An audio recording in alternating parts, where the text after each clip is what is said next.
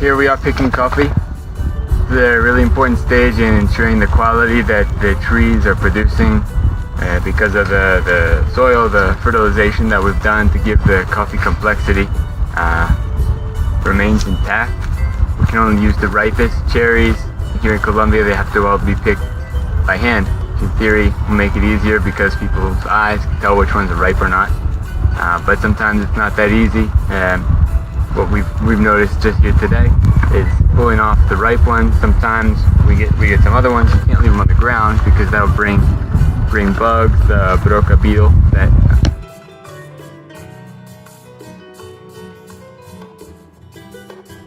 The other issue is the availability of pickers. Nobody wants to pick coffee anymore. It's hard work. We're out here in the country.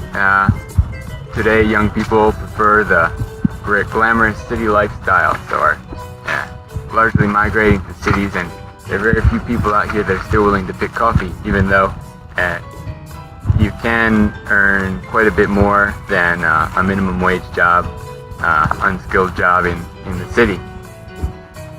So this is an issue where we're coming up against. Farmers are having to pay a lot more for pickers to show up to their farms, especially when these trees aren't totally loaded with ripe cherries. It takes longer to pick more.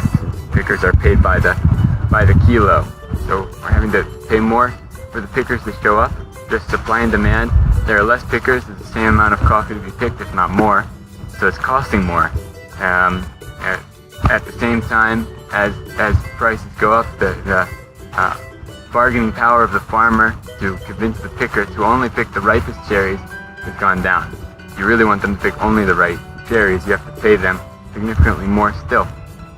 So our production costs are going up, especially for specialty quality, though the prices are about stagnant on the low side right now, and have been decreasing in real terms for the last few decades.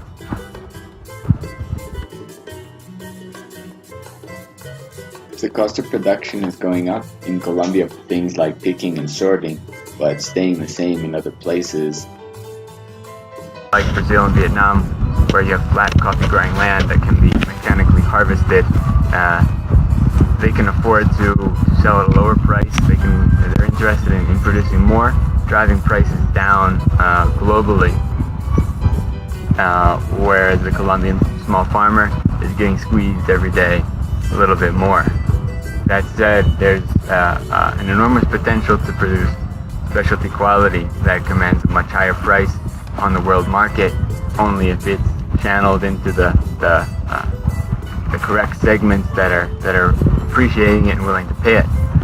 So if we want to keep getting this very tasty Colombian coffee and have it keep getting better, we've got to pay for it. So here we are, giving a hand to this farmer we're visiting, staying with here, because there's just a lack of pickers out here.